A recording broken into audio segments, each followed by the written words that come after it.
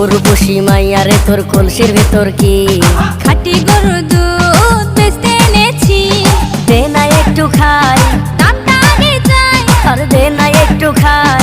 দামটা আগে চাই, তোদের মতো ভিড় খাওয়াদের চেনে রেখেছি। উর্বশী মাইয়ারে তোর কলসির ভেতর কি